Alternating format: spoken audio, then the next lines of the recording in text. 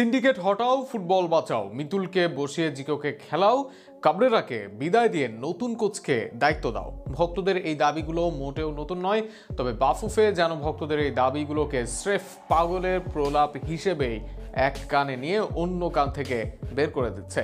অথচ coach, goalkeeper আর defence বদলালেই Hamza সমিত্রা বদলে দিতে পারেন দলটাকে। আরও শুনুন প্রতিবেদনে। একজন গোলকিপার নিয়মিত জাতীয় দলের গোলকিপিং এর দায়িত্ব পালন করছেন, অথচ এক্সট্রা অর্ডিনারি কোনো সেভই দিচ্ছেন না। এক্সট্রা অর্ডিনারি তো দূরে থাক, অনেক সহজ বলের লাইনেও যেতে পারছেন না, বল মার্কিং করতে পারছেন না, প্লেয়ার মার্কিং করতে পারছেন না মিতুল মার্মা। তবুও জাতীয় দলের সেরা গোলকিপার তিনি কোচ ক্যাবরেরার প্রথম পছন্দ। অথচ সাউথ এশিয়ার সেরা গোলকিপার জিকো সাইড বেঞ্চ তো দূরের কথা, স্কোয়াডেই জায়গা পায় না ক্যাবরেরার। সর্বশেষ বসুন্ধরা কিংসের হয়ে খুব একটা যে মন্দ করেছেন জিকো, সেটিও কিন্তু বলা যায় না।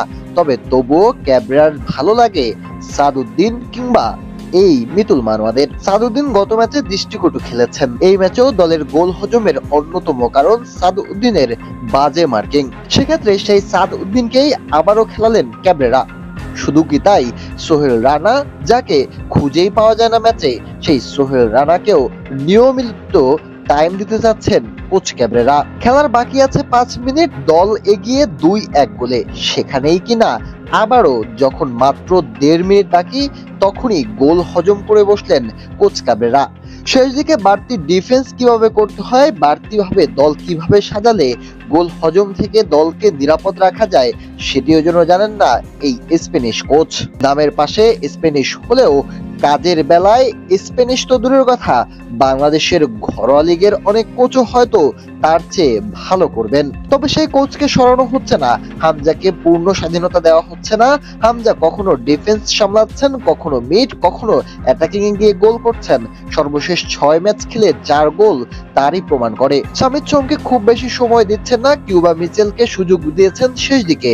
সবকিছু মিলে বেশ ভালোভাবেই দলকে ভোগাচ্ছেন ক্যাবরেরা এবং মিতুল মারমারা। তাই বাংলাদেশ যদি ঘুরে দাঁড়াতে চায়, যদি সাউথ এশিয়ার শীর্ষ দল হিসাবে নিজেদের প্রতিষ্ঠিত করতে চায়, তাহলে কোচ পরিবর্তন করতে হবে আর হামজাকে আরো স্বাধীনতা দিতে হবে।